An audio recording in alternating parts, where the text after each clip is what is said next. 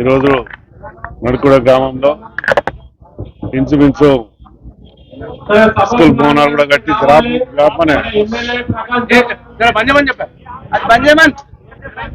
School భవనాలు కూడా కట్టడం జరిగింది. 6 గదులు కట్టడం జరిగింది. దానికి 78 లక్షలు. రోడ్డు కూడా ఇక్కడ గ్రామ పెద్దలందరూ కూడా గౌడ సోదరులందరూ కూడా సర్వై పాపన్న విగ్రహం పెట్టడం కూడా చాలా సంతోషం. గౌడ ఆఫీస్ కూడా కట్టి దానికి 30 లక్షలు ఇవ్వడం జరిగింది. ముఖ్యంగా ఏంటంటే ప్రజలు అందరూ కూడా ఏదైతే కోరినారో అవన్నీ కూడా అంచెలంచెలుగా చేసుకుంటూ వచ్చినాం. మీరు అందరూ కూడా చూసినారు. తెలంగాణ పోరాటం తెచ్చుకున్న తెలంగాణలో మనం ఏ విధంగా డెవలప్ చేసుకున్న ఆలోచనతో మేమందరం కూడా బాగా డెవలప్ చేసినాం. ఈ ప్రభుత్వం కూడా ఆ విధంగా చేయాలని మేము కోరుతాం. ఎందుకంటే చూసినాం గతంలో ఇవన్నీ కూడా టీఆర్ఎస్ గవర్నమెంట్ ఉన్నప్పుడు చేసిన నిధులు మీకు అందరూ కూడా తెలుసు. ఈ రోజు కూడా మేమందరం ఏం కోరుతున్నాం అంటే ప్రభుత్వాన్ని కూడా ముందుగా ఏ విధంగా అయితే ప్రభుత్వం నడిపించిందో ఆ విధంగానే ఈ ప్రభుత్వం కూడా నడిపిస్తే ప్రజలకందరూ కూడా న్యాయం చేసినట్టు చెప్తున్నాం.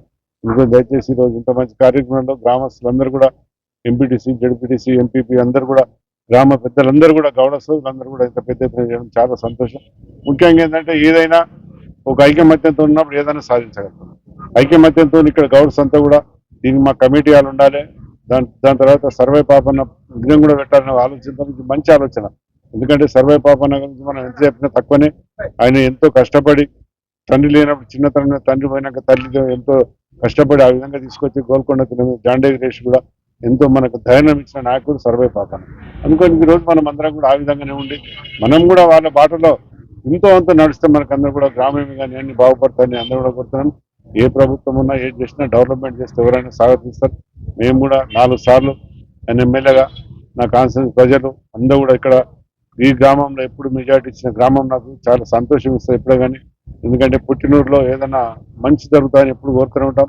ఇక్కడ అందరూ కూడా ప్రజాప్రతినిధులు అందరూ కూడా ఈ రోజుకు ఎంపీటీసీలు, జడ్పీటీసీ వాళ్ళు కూడా మళ్ళీ వాళ్ళందరూ కూడా గెలిచి ప్రజల్లో ఉండాలని అందరినీ కోరుతున్నా. నా భగవంతుని ప్రార్థిస్తాం. ఎందుకంటే రాజకీయాలు అందరం కూడా ప్రజలకు ఎప్పుడు న్యాయమే చేసినాం.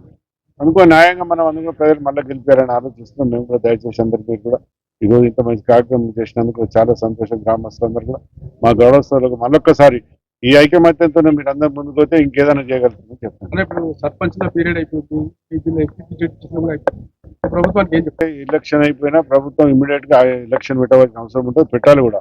ఎందుకంటే నాయకులు ఎంతో ఆశతో ఉంటారు. ఓడడం గెలవడం అందరికి ఉంటుంది. ప్రతి ఒక్కరికి అవకాశం దొరుకుతూనే ఉంటుంది. ఎంపీటీసీ కూడా సర్పంచ్ కూడా పెట్టాలని ఉంటాం. మనం ముఖ్యమంత్రి గారితో కూడా మాట్లాడి పెడతామని చెప్పి ఇమీడియట్ గా పెడతారు. దాన్ని ఇక్కడ ఆశించాలి. Thank you.